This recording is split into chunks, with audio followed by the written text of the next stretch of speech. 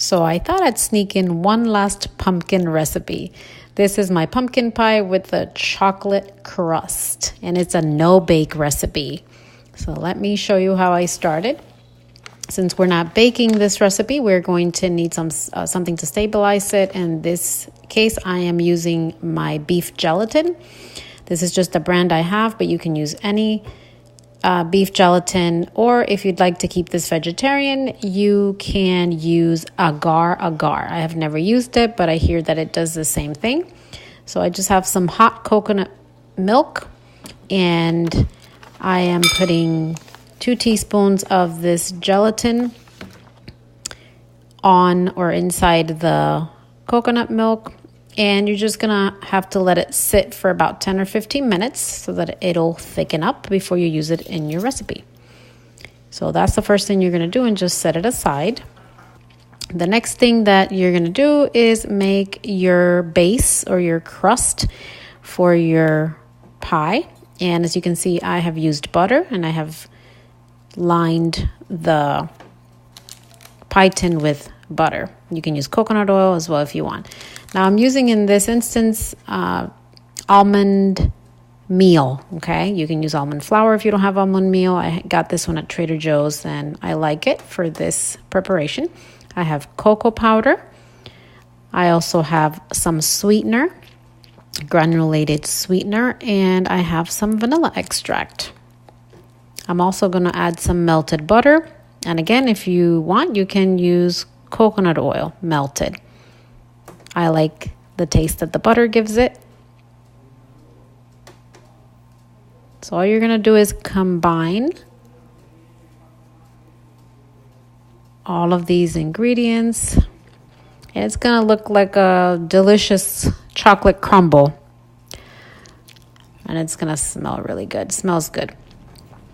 So once you have all that combined, make sure everything is incorporated. Then you're going to want to go ahead and get your pie pan that you have already greased.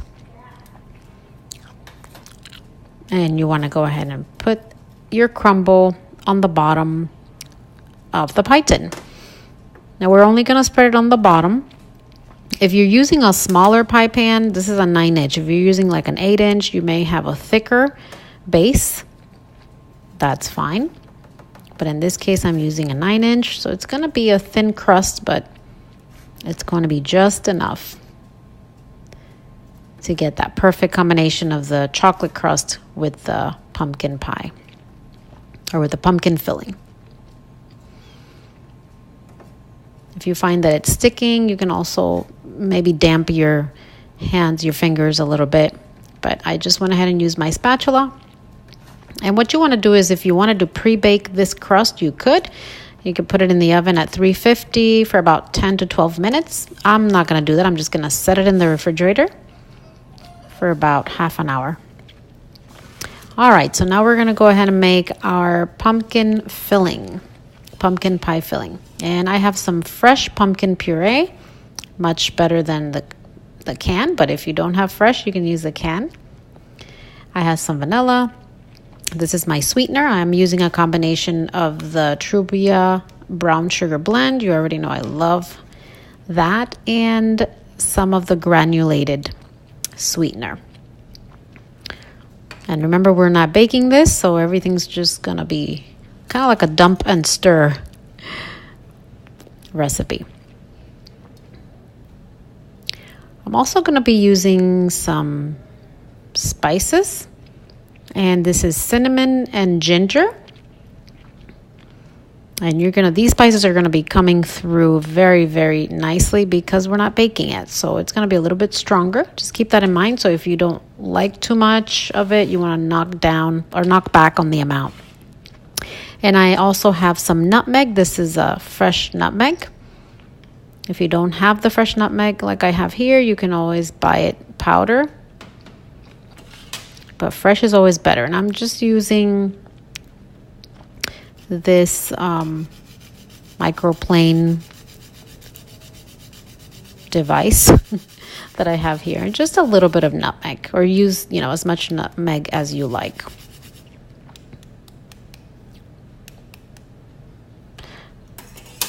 All right, now the next thing we're going to add to this mixture is going to be the coconut milk. And I'm just showing you here how thick my gelatin got. But I am using the full fat coconut milk. It's just going to give it a better consistency, better taste. I always like to use that. And I used about a half a cup or maybe a little bit more than a half a cup. So you can totally make this a vegan, no-bake pumpkin pie.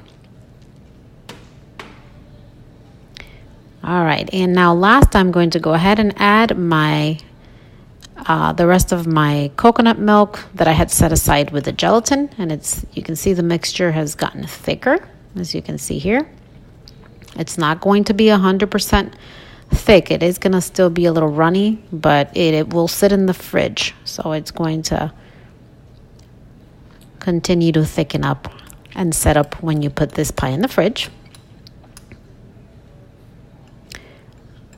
And that's basically all of the ingredients that you're going to need for this pie. And then just whisk away. Make sure everything is completely combined. You can also cook this mixture on the stove top if you like it to be a little bit thicker, or if you want the spices to be toned down a little bit. It's all up to you. You don't need to. So I'm just making sure everything is completely combined. So at this time, my pie base or my pie crust, it has been in the fridge for about half an hour.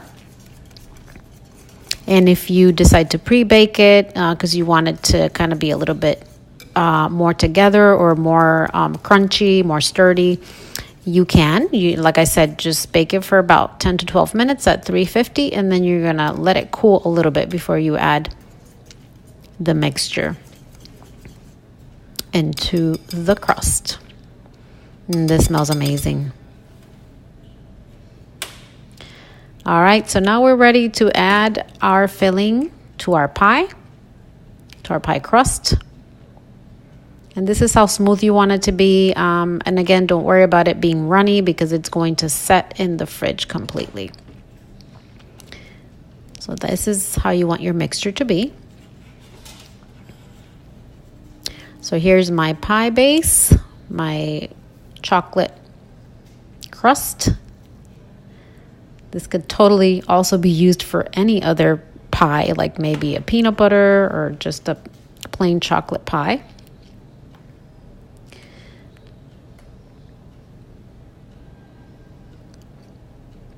So here I'm just filling up the tin. This is going to give you 8 servings. And it's a really nice thing to have like after dinner when you're looking for something sweet, but you know you've probably overdone it the past couple of weeks on sweets and you have indulged. So with this dessert you can indulge again, but you don't have to feel guilty about it. So just go ahead and evenly spread the mixture inside the